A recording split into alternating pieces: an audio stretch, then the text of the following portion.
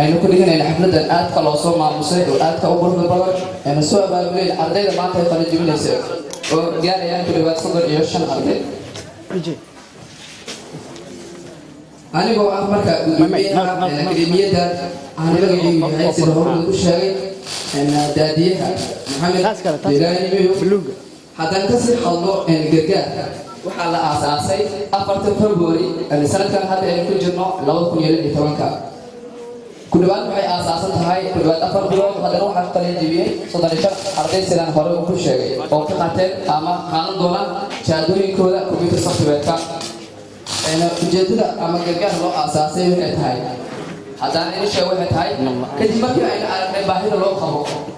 barashada computerka aynu ogaanay isbeddelka loo qabo dalka teknolojiyadda ayaan waxaan u aasanay marka inaan soo qaadno ama aasaasno gargaar educational academy gargaar ma ahan mid lacag lagu barto ama waxbarashadeedu waa mid free ah oo lacag la'aan ah sidaad aragteen had dadka qalin jebinaya weydiin kartaan waxaana si balan qaadaynaa arday waliba u baahan inuu barto maadada computerka aan waliba u baahan oo computer walba barto inuu ku baran doono si lacag la'aan ah sida ardaydan hadda ay qalin jebiyeen ardayda hadda sii socto waa balan qaad oo wataa oo balan qaadeen maamulka macallimiinta gargaar educational academy gargaar mar walba wuxuu taagan tahay inay mar walba ay taageerto ardayda Soomaaliyeed dadka Soomaaliyeed meel walba ay joogaan ahaata dadka Soomaaliya oo kaliya laakiin wiilal magaalada gobolada ama hadii aan koobnaa oo kaliya degmadooda jir laakiin waxaan gaari doonaa haduu Ilaahay gaarsiyo in gobolada xitaa banaadir meelaas kalena ka gudubno haduu Ilaahay gaarsiyo gobolada kale aan aadno insha Allah taan rajayn doono waa mission kale ama vision kale noqon doona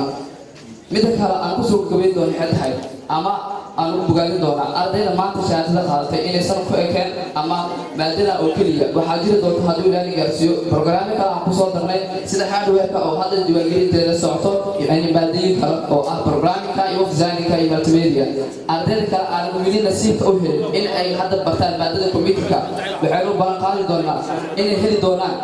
computer software hadda uu socdo diiwaangelinteeda hadda way soo gaari doonaan isbuucii soo socoto waan socota arday kale u baahan maadada kalena waan qaban doonaa haduu Ilaahay gaarsiyo insha Allah gargaar mar waliba wuxuu taagan tahay saadii u sheegay in taakuleeso arday waliba jecel inuu wax qabto hadalkii ugu dambeeyay wuxuu noqon doonaa maalinaha waxaa dhigaysay shaacir oo ah masaari wuxuu dhahay noloshaada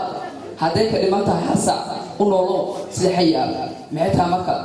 haddaad wax barato jaanis yar haddaad u hesho qof kale walaalkaada bar ama gaarsiin hadalkii meesha kusoo gelin doonaa asalaamu calaykum warahmatullahi